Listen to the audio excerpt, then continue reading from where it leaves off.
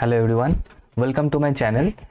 So in this video we are going to continue the differential equation, to be precise ordinary differential equation, and that is second order ordinary differential equation.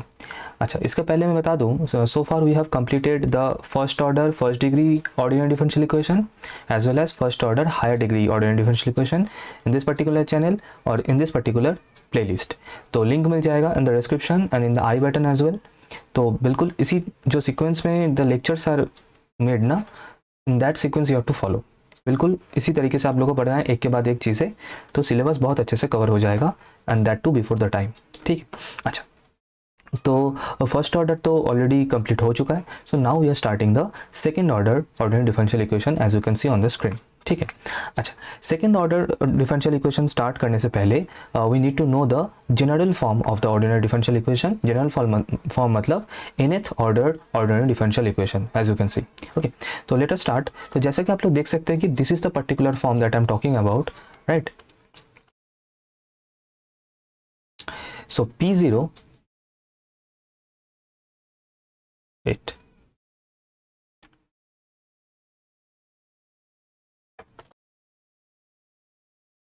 P0 dny dxn plus P1 dn minus 1 dxn minus 1 and so on up to Pn minus 1 dy dx plus Pny equals to q, right.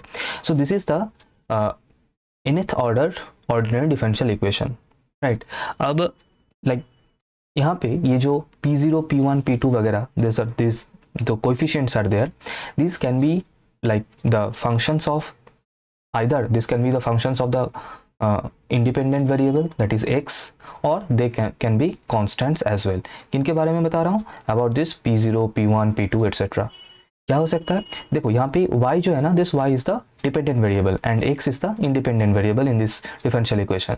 तो this P0 P1 P2 वगैरह including this q, ये जो है ना, this can be the functions of the independent variable that is x either or they can be constants as well, है ना. ये constants भी, कॉन्स्टेंट्स मतलब नंबर्स, मतलब 1 2 3 4 या फिर -1 2 -2 -3 -4, कुछ भी नंबर्स भी हो सकता है या फिर function of the independent variable that is x, कोई भी हो सकता है. इन दोनों केस में से कुछ भी हो सकता है, राइट. लेकिन एक चीज़ हमें ध्यान रखना है, that is neither this P0 P1 P2 not this Q can contain y in it. y that is the dependent variable, वो नहीं हो सकता इन दिस P0 वगैरह as well as in Q. ठीक है. तो ये तो हो गया nth order ordinary differential equation. ठीक है.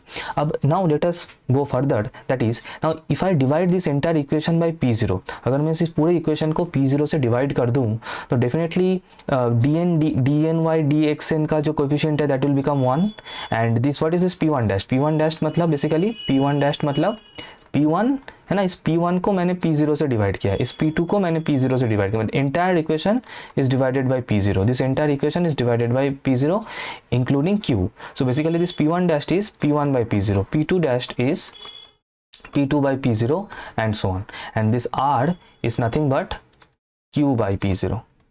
ठीक है. तो ये form is very very important. ये इक्वेशन नंबर 2 जो है ना, this is the most important one जो कि हमें याद रखना है. दैट इज याद भी रख सकते हैं और we can simply make it, है ना. क्योंकि आप लोग देख सकते हैं ना यहाँ पे क्या हो रहा है, यहाँ पे जो पावर है ना एक एक करके कम होते जा रहा है, सिंपल, और कुछ नहीं. Power is reducing by 1, simple. ठीक. तो ये जो फॉर्म है, this form equation number 2, so this is called as, ये बहुत इंपॉर्टेंट है नाम, that is linear equation of nth order. Linear equation, this is the linear equation of nth order. ठीक है. अच्छा, अब इसमें क्या है, देखिए इसमें एक और थोड़ा सा आगे बढ़ते हैं, है ना. सो इफ आई मेक, ये x नहीं होगा, है ना, ये r होगा. If I make this r is equals to 0, मतलब ये जो इक्वेशन 2 में ये जो राइट हैंड साइड में जो r है ना, अगर मैं इसको 0 कर दूं, if I take r equals to 0 particularly, ठीक है, तो ये इक्वेशन क्या बन जाएगा, लेफ्ट हैंड साइड पूरा सेम रहेगा, सेम एज इट वाज, लेकिन राइट हैंड साइड में सिंपली 0 हो जाएगा, equals to 0. And this particular form is known as homogeneous equation. अगर राइट हैंड साइड को 0 किया जाता है ना तो इसको होमोजीनियस इक्वेशन बोला जाता है. This is called as homogeneous equation. बस इतना हमें याद रखना है. ठीक है. लेकिन अगर if you are like facing any problem, थोड़ा सा ये समझने में दिक्कत हो रहा है, कितना सारा टर्म्स, हमें इतना सारा इनका डिग्री, इनका ऑर्डर हमें याद नहीं रखना है. We just have to deal with the first order and the second order. और first order we already have dealt with, ये ऑलरेडी हो चुका है फर्स्ट ऑर्डर। और यहाँ से देखो फर्स्ट ऑर्डर कैसे बनेगा, ये जनरल फॉर्म से है ना, मैं ये इक्वेशन नंबर 2 को ले रहा हूँ है ना, from in equation number 2 if I put n equals to 1, ये इक्वेशन नंबर 2 है ना, इसमें अगर मैं n इक्वल्स टू 1 पुट कर दूँ तो ये सभी टर्म्स तो नहीं रहेगी, नेगेटिव तो नहीं हो सकता, तो ये सब तो नहीं रहेगा, तो ये क्या बन जाएगा, सिंपली ये dy/dx plus py equals to q, बस ये वाला फॉर्म बन जाएगा। हाँ, मैंने थोड़ा सा ये लाइक नोटेशंस थोड़ा सा चेंज किया है, otherwise the form will be exactly same. और ये कौन सा फॉर्म है, see this is the first order linear differential equation, बस इतना ही है। और n इक्वल्स टू 2 पुट करने से हमें क्या मिल जाएगा, n इक्वल्स टू 2 पुट कर देने से will get d2/dx2 plus p dy/dx plus q is equals to r, ये मिल जाएगा, बिल्कुल यहाँ से मिलेगा हमें। और ये क्या है, this is the second order linear differential equation. और हमें जो भी आगे काम करना है in this entire second order part, जो भी करना है everything will be about this particular form, इसी को लेके हम लोग काम करेंगे।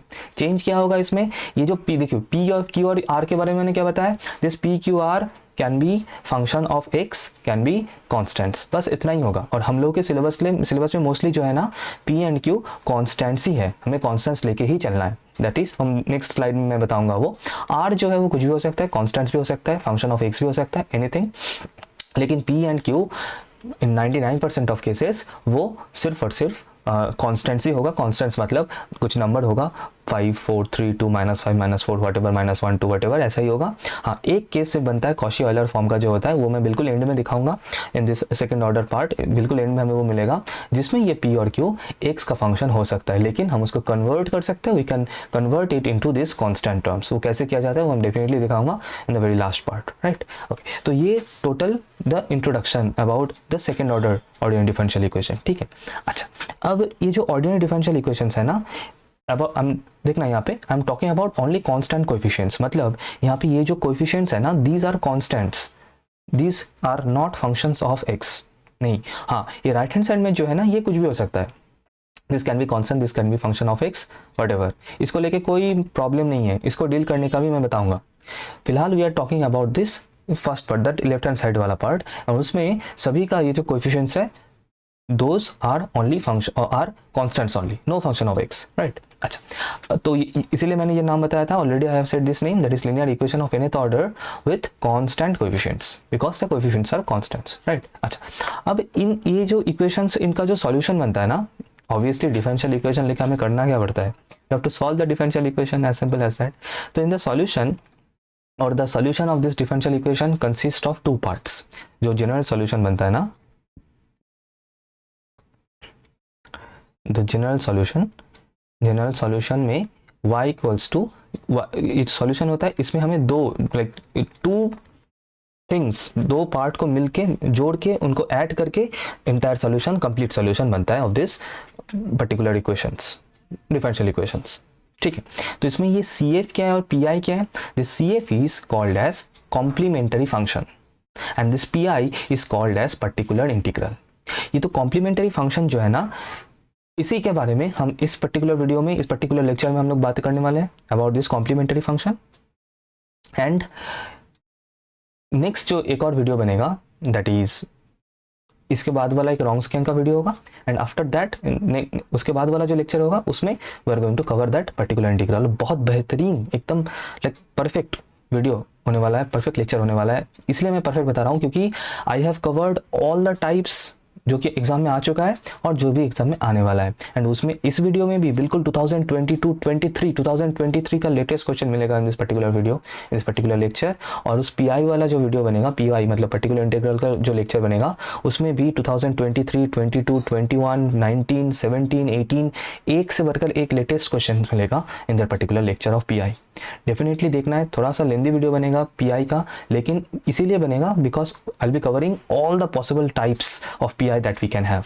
बिल्कुल परफेक्ट तरीके से इसको हम बनाएंगे, देखेंगे इन दैट पर्टिकुलर वीडियो, ठीक है। तो फिलहाल in this video we are going to cover this CF, that is complementary function part, ठीक है। अच्छा, एक और चीज मैं यहाँ पे बता दूं, हम लोगों ने जब first order differential equation solve किया था ना, फर्स्ट ऑर्डर डिफरेंशियल इक्वेशन हम लोगों ने सॉल्व किया था, in that first order differential equation we have seen कि जो सॉल्यूशन बन रहा था, द जनरल सॉल्यूशन, उसमें general solution, right, in the general solution उसमें सिर्फ और सिर्फ एक ही आर्बिट्ररी कांस्टेंट था, and I have said this earlier also कि if the order is 1 then जो जनरल सॉल्यूशन बनेगा उसमें सिर्फ और सिर्फ एक ही आर्बिट्ररी कॉन्स्टेंट हमें मिलना चाहिए। तो obviously now we will be solving second order differential equation. तो ऑब्वियसली इसको सॉल्व करके हमें दो आर्बिट्ररी कांस्टेंट्स मिलना चाहिए और मिलेगा भी। We will always be having two arbitrary constants in the solution of a second order ordinary differential equation. लेकिन पॉइंट क्या है? पॉइंट ये है कि ये जो दो आर्बिट्ररी कांस्टेंट्स हमें मिलेगा that will always be there in the CF part. ये आर्बिट्ररी कांस्टेंट्स हमेशा कॉम्प्लीमेंट्री फंक्शन में ही रहेगा। This PI part will contain no arbitrary constants. PI part में कोई भी आर्बिट्ररी कांस्टेंट्स नहीं रहेगा। All the arbitrary constants will be there only in this CF part, that is in the complementary function part, right? Okay. अब देखते हैं आगे थोड़ा सा। अभी जो कॉम्प्लीमेंट्री फंक्शन है हमें 3 टाइप्स का कॉम्प्लीमेंट्री फंक्शन हमें मिल सकता है। वी कैन हैव 3 केसेस और 3 types of complementary function depending upon the question, depending upon the given differential equation. ठीक है, ओके। तो हमें will be further dealing with only second order differential equation। तो मैंने the general form एक बार और लिख दिया यहाँ पे, the general form of second order linear differential equation with constant coefficients, क्योंकि मैं बार बार बता रहा हूँ यहाँ पे P और Q जो है ना सिर्फ और सिर्फ मतलब constants, मतलब for example I can give you an example d2 by dx2 say minus dy dx minus 3 dy dx plus 2y equals to say e to the power x। This can be a example of second order differential equation, second order linear differential equation। अब इसमें मतलब the thing is कि this R can be anything, और R को लेके मतलब एक बार और मैं बता दूं, ये जो कॉम्प्लीमेंट्री फंक्शन है, this complementary function always deal with the left hand side, LHS वाला पार्ट, इससे रिलेटेड रहता है कॉम्प्लीमेंट्री फंक्शन। और R जो रहता है ना, इस R को हम लोग क्रैक करते हैं PI वाला पार्ट में। इसको हम लोग PI जब करेंगे, PI का जो लेक्चर बनेगा उसमें हम लोग डील करेंगे with the right hand side वाला पार्ट, राइट। तो this part, this like the left hand side वाला part, that is the D oriented part, ये CF में क्रैक हो जाएगा और बाकी का RHS वाला पार्ट ये PI में हो जाएगा। ठीक, अच्छा। तो फिलहाल will be talking about this LHS वाला, क्योंकि this lecture will be on the complementary functions only, right. Okay, अच्छा। अब हमें करना क्या है? तो suppose we are having a differential equation like this. पहले तो हमें इससे इसका कॉरेस्पॉन्डिंग होमोजीनियस फंक्शन लिख लेना है। होमोजीनियस फंक्शन कैसे लिखा जाता है ऑलरेडी डिस्कस। तो इसका जो कॉरेस्पॉन्डिंग होमोजीनियस इक्वेशन बनेगा that will be something like this, that will be something like this, that is simply right hand side को 0 कर देना है। You have to make the right hand side 0 simply, and this will be the corresponding homogeneous equation, the corresponding homogeneous equation। next हमें क्या करना है? next we have to write the auxiliary equation, the corresponding auxiliary equation। Auxiliary equation कैसे लिखा जाता है देखिए, आई will be explaining this in the next question में इसको मैं डिटेल में बताऊंगा, लेकिन फिलहाल मैं थोड़ा सा एक ट्रिक बता रहा हूँ, सिंपल एक ट्रिक। आपको क्या करना है ना, just like after you made the homogeneous equation, in this homogeneous equation you have to replace this d2 by dx2 by m square, this dy dx by m and this y by 1। बाकी जो भी था, जहां पे भी था, simply copy paste कर देना है और कुछ नहीं। फिर से बता रहा हूं क्या करना है, to make n equals to 0, so this will be the auxiliary equation। क्या किया मैंने? ऑक्सिलरी इक्वेशन कैसे बनाना है? होमोजेनियस इक्वेशन में d2 by dx2 को सिंपली m स्क्वायर से रिप्लेस करना है, dy dx को सिंपली m से रिप्लेस करना है एंड y की जगह पे सिंपली 1 लिख देना है, आपका ऑक्सिलरी इक्वेशन बन जाएगा। And how I am doing this m thing that I will be explaining in the next slide. Next जो क्वेश्चन हम लोग सॉल्व करेंगे उसमें ये m कहाँ से आ टपका उसको हम लोग थोड़ा सा देखेंगे, ठीक है। तो इसको थोड़ा सा सिंप्लीफाई करके I can write like this कि m square minus 3m plus 2 equals to 0।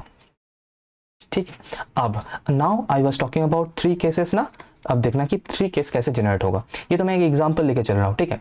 तो देखना एक चीज़ का हमें देखना है कि यहाँ पे जो ऑक्सिलरी इक्वेशन हमें मिलेगा, this auxiliary equation is a quadratic equation in m का एक क्वाड्रेटिक इक्वेशन मिल रहा है। तो इसको सॉल्व करके मुझे m का 2 वैल्यूज मिलेगा। I will get 2 values of m by solving this equation. Suppose one value is denoted by m1 and another value I am denoting by m2।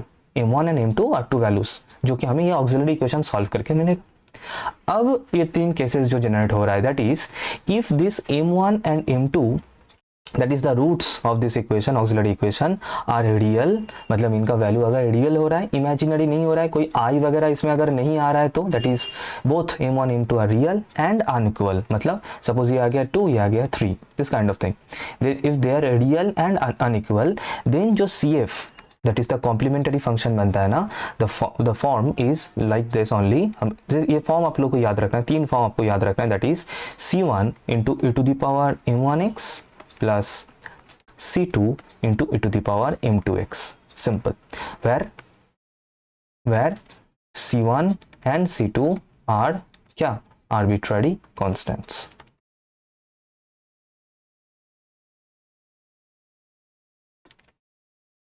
Form थोड़ा सा ध्यान रखना है, C1 into e to the power m1x plus C2 into e to the power m2x, this will be the form of the CF, that is the complementary function। कब, when m1 m2 are real but unequal। ठीक है, next case करते हैं, case number 2, that is if m1 m2 are real but equal, मतलब मान लीजिए दोनों value जो है ना सेम आ गया, बोथ आर कमिंग एज 2 या फिर both are coming as 3, both are coming as 1, like this, मतलब m1 is equals to m2 equals to, say I am taking the values at as m से, ठीक है, मैं दोनों को equals to m ही कर देता हूँ क्योंकि दोनों तो वैल्यू सेम ही है। तो इसका जो CF बनेगा, the CF will be looking like this, C1 plus C2 into x whole into e to the power mx, where C1 and C2 are arbitrary constants। Form थोड़ा सा ध्यान रखना है, C1 plus C2 into x into e to the power mx, हो गया ना। Last and final case, that is case, और हम तीनों केस के ऊपर बिल्कुल लेटेस्ट जो क्वेश्चंस मुझे मिला है फ्रॉम द प्रीवियस ईयर्स, हम वो सॉल्व करने वाले हैं डेफिनेटली, ठीक। Okay, so when the two roots are imaginary, देखिए रियल का पार्ट खत्म हो चुका है, now we are going to imaginary, मतलब कि मान लीजिए इसको सॉल्व करके ना, हाँ इमेजिनरी जब जाएगा उसको हमें श्रीधर आचार्य से सॉल्व करना पड़ेगा, that is -b plus minus root over b square minus 4ac/2a, that बचपन का formula, that we have to use, हम करेंगे भी आगे जाके, right.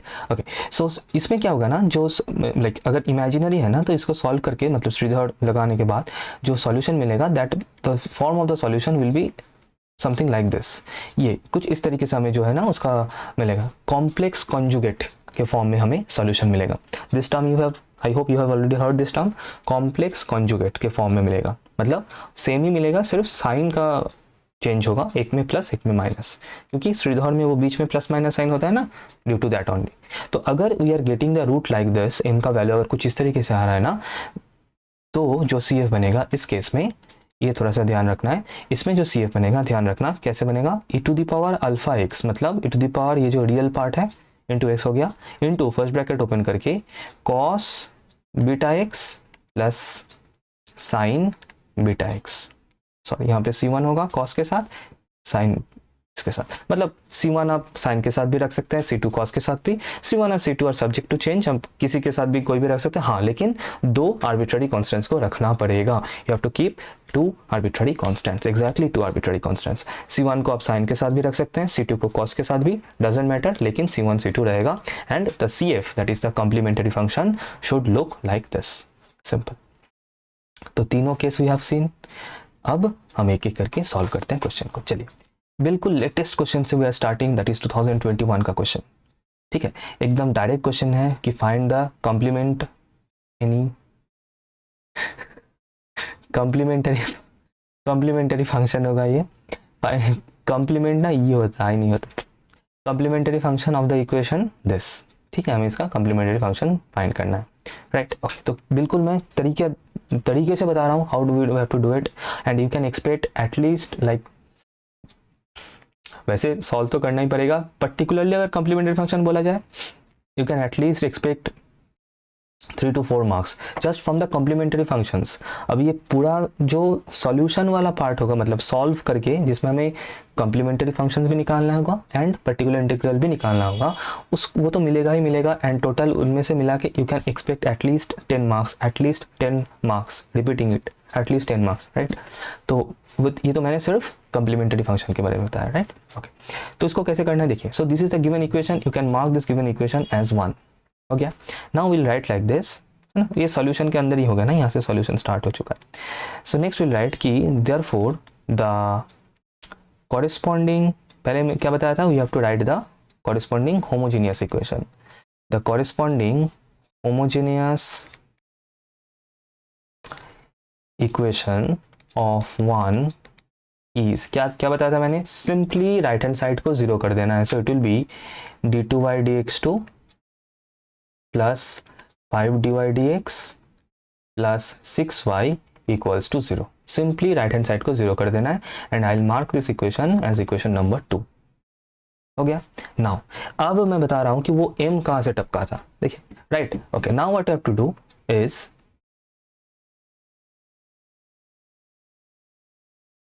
okay, now let y equals to e to the power mx not equals to 0 b, पहले मैं लिख लूँ b a trial solution of equation number 2. अब देखिए हम क्या करते हैं ना, we take a trial solution of the homogeneous equation. मतलब हम लेते हैं, मतलब we assume कि e to the power mx will definitely satisfy this equation, और इसीलिए e to the power mx को एक ट्रायल सॉल्यूशन लिया जाता है ऑफ इक्वेशन नंबर 2. ठीक है. एंड नॉट इक्वल्स टू 0 मतलब नॉन ट्रिवियल ट्रायल सॉल्यूशन, मतलब e to the power mx is not equals to 0. मतलब 0 होने से तो 0 is definitely a solution, मतलब y equals to 0 is definitely a solution of this equation. y equals to 0 put करेंगे, you will get 0 equals to 0, LHS equals to RHS, it will satisfy. लेकिन वो trivial solution लेके कुछ फायदा नहीं है. we are looking for the, this is a trivial solution, ये लेके कुछ फायदा नहीं है. we are looking for the non trivial solution, right? तो that is why we have written like this, not equals to 0. And अगर if you ask, ये बहुत इंपॉर्टेंट क्वेश्चन है, इंटरव्यू में बहुत पूछा जाता है कि why we take e to the power mx as the trial solution, because e to the power mx is such a function, that exponential function is such a function. इसको हम लोग जितने बार भी डिफरेंशिएट करें, जो कोर पार्ट है, that is e to the power वाला जो पार्ट है, दैट विल रिमेन सेम. सिर्फ सामने का कोएफिशिएंट्स विल इंक्रीज एक एक करके. कैसे कि इसको अगर मैं एक बार डेरिवेटिव करूँ, that is if I calculate dy dx, it will B m into e to the power mx, chain rule. इसको अगर मैं एक और बार डेरिवेटिव करूँ, डिफरेंशिएट करूँ, it will B m square e to the power mx. तो I am saying कि the core part is same, core part that is this e to the power mx part is same, सामने का coefficient it will be changing, और इसीलिए e to the power mx को trial solution लिया जाता है of the homogeneous equation.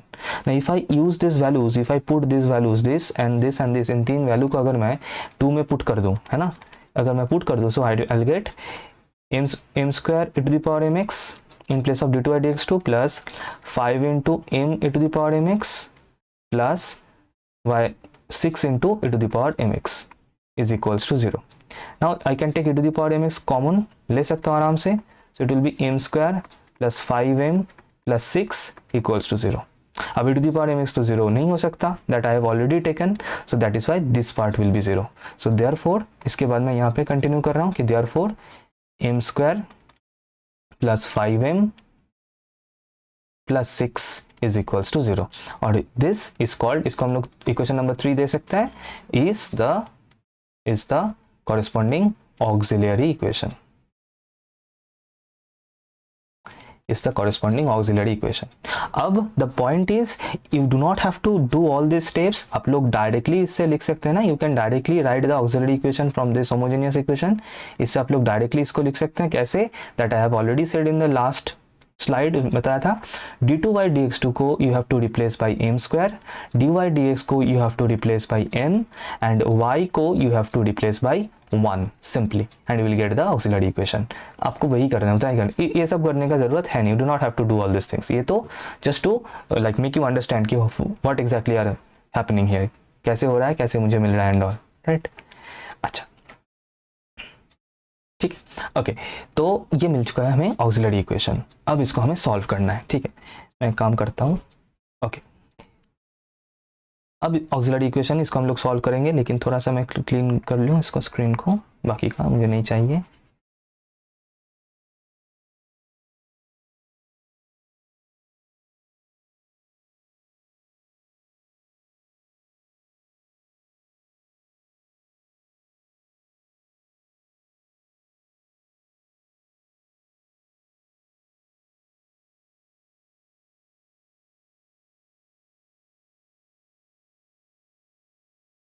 Okay, so now what we'll do, now we'll solve this auxiliary equation. इसको हम लोग सॉल्व करेंगे. ठीक है, तो m square plus 5m plus 6 equals to 0 factorise हो जाएगा आराम से, है ना. तो क्या आ जाएगा, m square plus 3m plus 2m plus 6 equals to 0. So we can factorise this, m common ले सकते हैं, so will get m plus 3 2 common जा सकता है, m plus 3 equals to 0, m plus 3 common जाएगा, so it will be m plus 3 into m plus 2 equals to 0. So what are the values of m we are getting? m equals to we are getting minus 3 and minus 2. So this is simply the case 1 है ना. case 1 में मैंने क्या बताया था, real, the values of real of m are real and unequal, as we can see दोनों equal नहीं है, unequal. So in this case the CF will look like, therefore the complementary function, that is the CF will look like c1 e to the power m1x, मतलब e to the power m1 मतलब क्या है, यहाँ पे m1 क्या है, minus 3.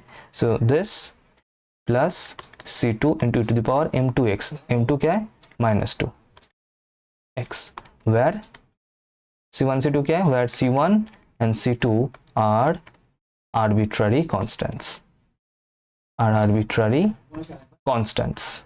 So this is the entire solution of this particular question, that is the complementary function of this equation. ठीक, now let us see the next question. So this is the next question from 2015, as you can see, the general solution of this equation. अब देखिए, this is already given in the homogeneous form, the right hand side is already 0, तो वो homogeneous करने का कोई ज़रूरत है नहीं. So directly we can write the solution like by making the auxiliary equation. Sorry, so the auxiliary equation you can write, video को pause करके खुद से solve it, है ना, and then you verify. So the auxiliary equation can be written as, क्या बताया था, d2y x2 के जगह पे we have to write m square plus 3 into dy dx के जगह पे m plus 2 into y की जगह पे 1 that I am not writing, so equals to 0 is the auxiliary equation. आराम से इसको हम लोग factorize करके solve कर सकते हैं ना. we'll get this can be factorized as 2m plus m plus 2 equals to 0, and if we make the factors it will be something like this.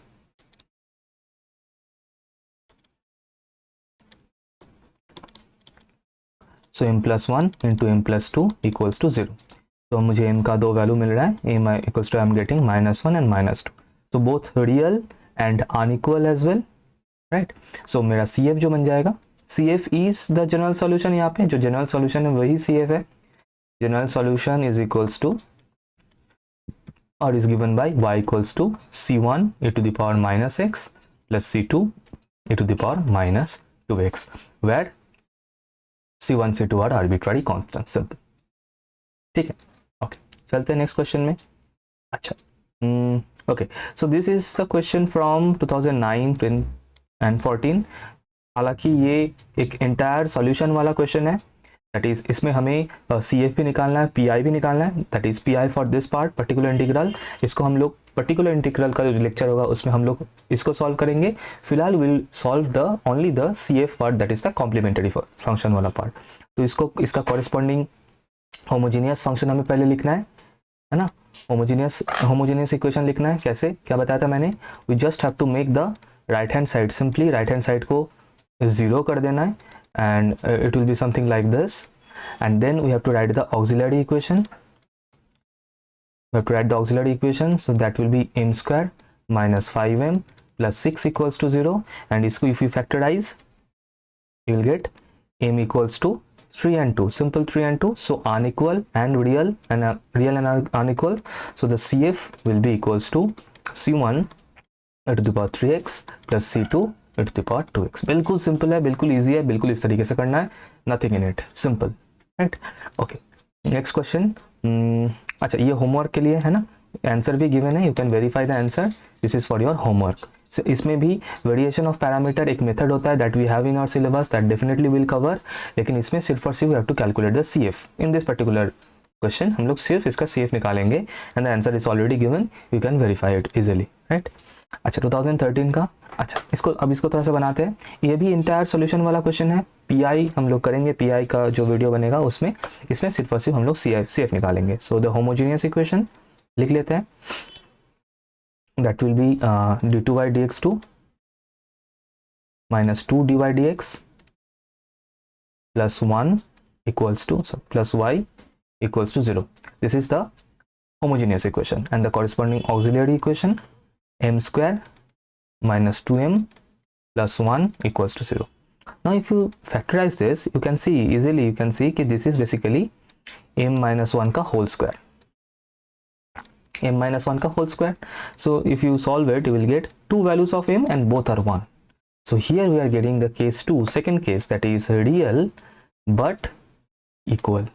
Real तो है, कोई दिक्कत नहीं, लेकिन इक्वल मतलब m1 m2 दोनों ही सेम है एंड दोनों ही equals to 1. That is m हम लोगों ने जो लिया था, है ना, in the form, in the general form. तो इसका CF क्या बनेगा? The CF will be C1 plus C2x into, आप लोग चाहे तो x को C1 के साथ भी रख सकते हैं, कोई प्रॉब्लम नहीं, into e to the power mx, that is e to the power x, where C1 and C2 are arbitrary constants. Simple. C1 and C2 are arbitrary constants.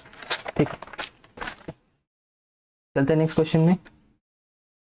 Okay, we have to find the particular integral, है ना. ये particular integral के लिए question है and definitely I will cover that in the particular integral part, लेकिन फिलहाल will only calculate the CF.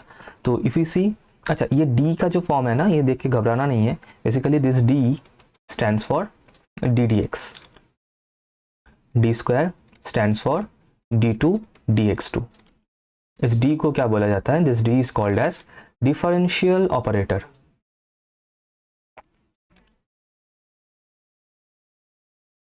In simple और in short form D operator. D operator, ठीक है. ओके, सो बेसिकली ये जो फॉर्म है ना, this is, you can write like this in like form of d2 by dx2 minus 4 dy dx plus 4y equals to x cube to the power 2x. Is the thing. Again same procedure, मैं directly बना रहा हूँ इसका auxiliary equation, है ना. Same procedure रहेगा. ये auxiliary equation बन चुका है. ये basically as you can see ना, दिस इज द m-2 का होल स्क्वायर का फॉर्म है और कुछ नहीं. इसका मतलब m को सॉल्व करके I will get two values 2 and 2 equal, real but equal, right. तो इसका CF क्या बन जाएगा? CF will be C1 plus C2 x into to the power m. m क्या है यहाँ पे? 2x, where C1 and C2 are arbitrary constants. Simple, बिल्कुल सिंपल, कुछ नहीं है इसमें.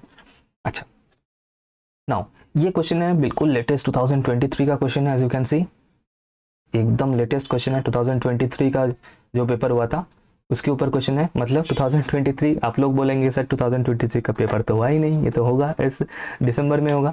लेकिन द पॉइंट इज, ये जो टॉपिक्स है ना, this topics are very much same as the BSM 202 का सिलेबस जो है, that is 2B most probably. ठीक है, BSM 202 मतलब the syllabus of second semester students of code, that is code engineer, मतलब इसी इलेक्ट्रिकल, मैकेनिकल, है ना, सिविल, उन लोगों का जो सिलेबस है बिल्कुल लाइक ऑलमोस्ट सेम सिलेबस. थोड़ा सा डिफरेंट टॉपिक्स भी are there definitely, but this things are there, उसमें है. तो ये क्वेश्चन आ चुका है 2023 में. तो क्या क्वेश्चन है? Right the general solution of this ordinary differential equation. अब देखना, it is already given in the homogeneous form, मतलब जो CF है वही इसका जनरल सॉल्यूशन है. जब in the given question when it is already a homogeneous equation, है ना, ऑलरेडी अ होमोजेनियस इक्वेशन, तो the general solution is basically the CF, that is the complementary function. कैसे करना है? तो सिंपली इससे हम लोग ऑक्सिलरी इक्वेशन पहले लिख लेंगे एंड दैट विल बी, क्या बताया था, यहाँ पे ना dy dx का टर्म है नहीं. क्यों नहीं है? क्योंकि dy dx का कोएफिशिएंट जो है 0 है. तो हमें ऑक्सिलरी इक्वेशन में भी नहीं लिखना है, मतलब है ही नहीं, तो हम क्या लिखेंगे? तो d2 by dx2 की जगह पे क्या होगा? m स्क्वायर प्लस सिंपली 4, क्योंकि y की जगह पे होता है 1. This is auxiliary equation. अब इसको अगर हम लोग सॉल्व करेंगे, will get m square equals to -4, that is m equals to plus minus root over of -4, that is equals to plus minus root over of, इसको मैं थोड़ा सा ज़्यादा ब्रेक करके समझा रहा हूँ आप लोगों को ताकि you get to know. That is plus minus, what is this? Root over of 4 मतलब 2, and what is this? Root over of 1 -1, that is iota, है ना, this iota. In short it is called as i. Value कितना होता है? Root over of -1, right. Okay, so this is our case 3. जो third case हम लोगों ने किया था वो इमेजिनरी वाला पार्ट, है ना. वहाँ पे मैंने क्या बताया था? If m is in this particular form alpha plus minus I beta, तो यहाँ पे हम लोग का फॉर्म क्या है? यहाँ पे हम लोग का फॉर्म है 0 प्लस माइनस आई इंटू 2, है ना. ये देखो, यहाँ पे ये रियल वाला पार्ट तो है ही नहीं मतलब 0 है. तो इसका मतलब इसका जो CF बनेगा, CF का फॉर्म याद है ना, e to the power 0 alpha x e to the power 0x into C1 into cos beta x, beta क्या है यहाँ पे सर 2 है, तो 2x plus C2 into sine beta x, beta क्या है 2 sine 2x, where C1 and C2 are arbitrary constants, right? Abhi to the power 0, anything to the power 0 is 1, so we can write in place of this we can write 1, so simply it will be C1 cos 2x plus C2 sin 2x, where C1 and C2 are arbitrary constants, and this is your general solution. यही आप लोग का general solution भी है, CF भी है, general solution भी है, right? Okay. अच्छा एक और क्वेश्चन करते हैं, कंप्लीट सॉल्यूशन ऑफ द, अच्छा ये भी ऑलमोस्ट क्या सेम ही है, सेम ही बनेगा, बिल्कुल सेम बनेगा, ये सेम है ना, इसमें सिर्फ इसकी जगह पे 0 होगा तो होमोजेनियस, ये भी बिल्कुल एक्सक्लूसिव 2021 का क्वेश्चन है, हालांकि हमें पूरा क्वेश्चन सॉल्व करना है, पीआई भी करना है, and PI will definitely see in that PI वाला वीडियो, बट फॉर नाउ ये this is already done, same answer you will get, same like for the CF part you will get the same answer, ठीक है, ये 2019 का question है।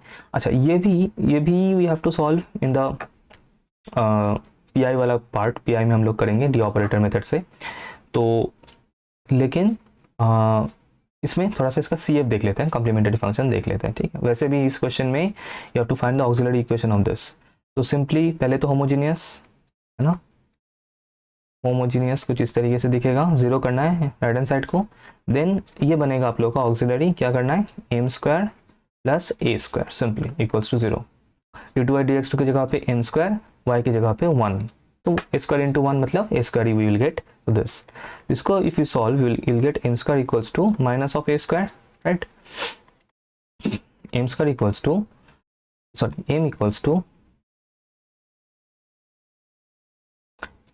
To plus minus root over of minus a square, इसको मैं क्या लिख सकता हूँ plus minus root over of -1 into root over of a square, इसको क्या मैं लिख सकता हूँ m equals to plus minus root over of a square क्या हो जाएगा simply a and i, root over of -1 is i iota, right, तो इसका this is the value of m, simply यहाँ भी वही सेम है, मतलब एकदम बिल्कुल सेम फॉर्मेट है, 0 plus minus a i, right, तो CF का बन जाएगा, CF will be C1 e to the power 0x लिख सकते हैं, नहीं भी डायरेक्ट भी लिख सकते हैं, no problem, C1 cos ax plus C2 sin ax, बिल्कुल इसी तरीके से। तो कोई भी क्वेश्चन हो कॉम्प्लीमेंट्री फंक्शंस तो आपको निकालना ही है, you have to calculate the complementary functions and these are the processes of complementary functions to calculating the complementary function, right. अच्छा एक लास्ट क्वेश्चन मैंने ये जानबूझ के वाला डाला है, हालांकि आप लोग का चांस नहीं है कि हायर ऑर्डर आने का, लाइक 2 ग्रेटर देन 2 आने का चांस ऐसा है नहीं, बट फिर भी I have like kept this one, like so थोड़ा सा लाइक जानने को, ठीक है, this is D3, right, basically we can write like this कि dx3, अच्छा d3y dx3 minus d2y dx2 plus 3dy dx plus 5y equals to 0, basically this is the equation, है ना, तो ऑलरेडी होमोजेनियस फॉर्म में ही है, कोई दिक्कत है नहीं, तो हम लोग डायरेक्टली इसका ऑक्सिलरी इक्वेशन लिख सकते हैं ना, and the auxiliary equation will look like this equals to 0, right.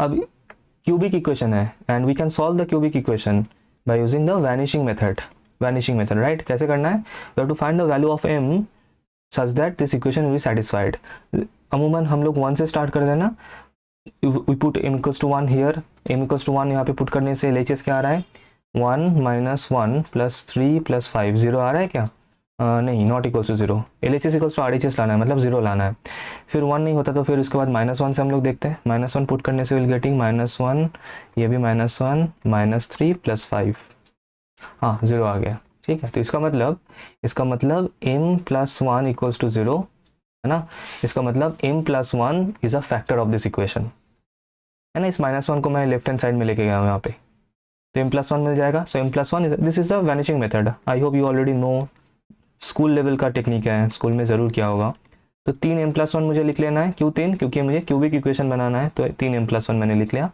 अब मैं इसको m स्क्वायर से मल्टीप्लाई करूंगा, so I will get m square into m plus 1 मतलब m cube plus m square, ठीक है, मुझे माइनस एम स्क्वायर चाहिए, मतलब इसको माइनस 2m से मल्टीप्लाई करना है ताकि मुझे क्या मिल जाए यहाँ से minus 2m square minus 2m।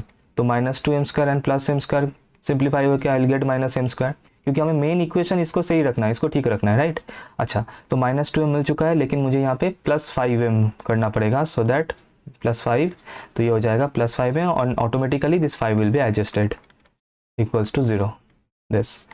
So in plus 1 we can take common here, so we'll get m square minus 2m plus 5 equals to 0, this I'll get, right। तो यहाँ से एक वैल्यू तो मुझे मिल चुका है m equals to -1, this I have got, right। अब ये जो क्वाड्रेटिक फॉर्म है इसको पकड़ते हैं, दैट इज यहाँ पे मैं करता हूँ m square minus 2m plus 5 equals to 0, this I'll do, right. Okay, इस ये तो फैक्टराइज तो नहीं होगा obviously, so what I will do, I will use the Shridhar Acharya, right. So इसको अगर हम लोग सॉल्व करें श्रीधर आचार्य से, सो m इक्वल्स टू क्या होता है, याद है ना formula, minus b plus minus root over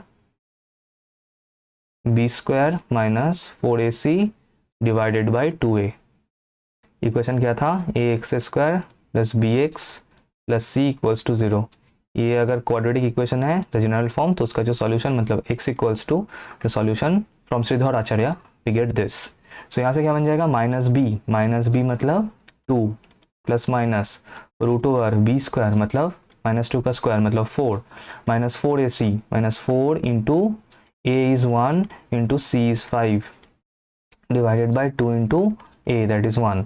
so will get 2 plus minus आ रहा है 4 माइनस 20 मतलब -16 root over of -16 divided by 2, ठीक है।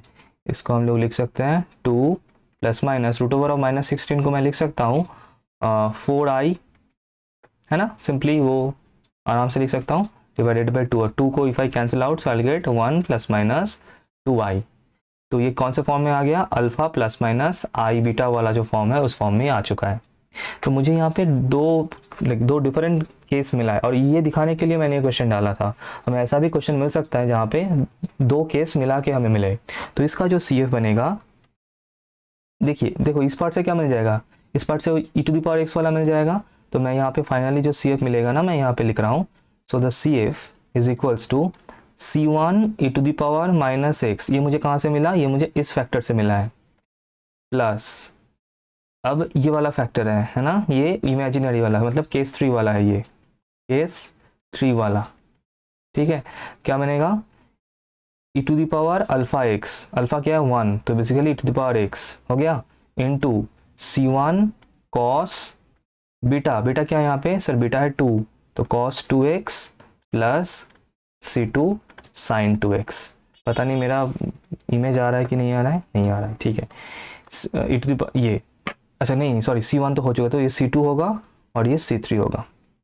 तो ये बन गया आप लोगों का final solution, final CF, this is your final CF, C1 e⁻x plus e⁻x into C2 cos 2x plus C3 sin 2x, where C1 C2 C3 are arbitrary constants. हम देख सकते हैं ना, 3 आर्बिट्ररी कॉन्स्टेंट्स मिलना ही पड़ेगा, and you will always get, क्योंकि order क्या है इक्वेशन का 3, तो 3 ऑर्डर का इक्वेशन है, सॉल्व करके 3 आर्बिट्ररी कॉन्स्टेंट्स मिलेगा ही मिलेगा, ऑलवेज विल गेट, राइट। तो इस तरीके का क्वेश्चन आने का चांस कम है, लेकिन if you get this type of equation then you will be able to solve it आराम से, ठीक है। तो CF से जितना भी टाइप का क्वेश्चन हो सकता था, I have covered all the types and I have solve this important questions from previous years as well. और अगर और भी क्वेश्चंस आपको सॉल्व करना है फॉर एक्सरसाइज एंड ऑल, मिल जाएगा आप लोगों को in this particular Telegram channel. You have to go to the Telegram, और ये हैंड रिटन नोट्स भी मिल जाएगा दैट आई एम डूइंग, ये भी will get in this particular Telegram channel. तो टेलीग्राम में जाना है and you will write this name, you will get all the PDFs, practice notes में मिल जाएगा with solutions, with answers, you will get the practice questions as well, ठीक है। तो thank you everyone, मिलते हैं नेक्स्ट वीडियो में, thank you.